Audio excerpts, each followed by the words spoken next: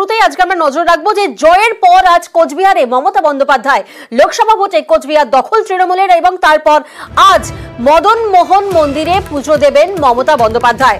আমরা জানি যে জয়ের পর এই প্রথম কোচবিহারে মমতা বন্দ্যোপাধ্যায় তৃণমূল নেত্রী মদন মোহন মন্দিরে আজ পুজো দেবেন। লোকসভা ভোটে যে বিপুল ভোটে জয়, তৃণমূলের যে দখলে কোচবিহার আসন এবং তারপরেই কিন্তু আজ মদন মোহন মন্দিরে পুজো দেবেন মমতা বন্দ্যোপাধ্যায়। আর ঠিক কি কি কর্মসূচি রয়েছে জানবো বিস্তারিত। আবির এই মুহূর্তে আমাদের সঙ্গে রয়েছেন। আবির, দলের নেতাদের সঙ্গেও কি বৈঠকের কোনো সম্ভাবনা রয়েছে?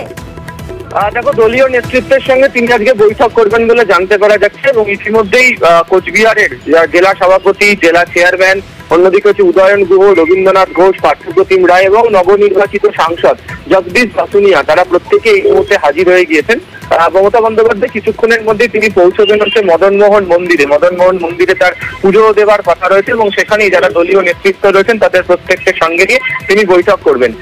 তুমি জানো যে কোচবিহারে তৃণমূল কংগ্রেসের লোকসভাতে ফল অত্যন্ত ভালো, এবারে এই আসন তারা জিতে নিয়েছে এবং এই জিতে নেওয়ার ক্ষেত্রে দাঁড়িয়ে কোচবিহারের যে দলীয় নেতৃত্ব তার প্রশংসা করেছিলেন হচ্ছে মমতা বন্দ্যোপাধ্যায়। সেই প্রশংসার ক্ষেত্রে দাঁড়িয়ে দলীয় নেতৃত্ব যে আগামী দিনে, যেহেতু সামনে এখানে সিতাই বিধানসভার উপনির্বাচন রয়েছে এবং তারপরে বিধানসভা নির্বাচনের পুরোদমে প্রস্তুতি এখন থেকে তৃণমূল কংগ্রেস শুরু করে দিতে চাইছে।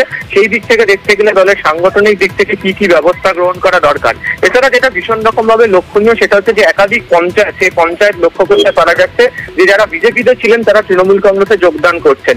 এক্ষেত্রে দাঁড়িয়ে তৃণমূল কংগ্রেসের সাংগঠনিক দিক থেকেও কোচবিহারের মতো জায়গাতে এবং উত্তরবঙ্গের মাটিতে কি কৌশল অবলম্বন করে তারা এগোবেন, এই যাবতীয় বিষয় নিয়ে আজকে বৈঠক হতে চলেছে বলে দলীয় নেতৃত্বের সঙ্গে এমনটাই সূত্রের খবর। বেশ, ধন্যবাদ আবির।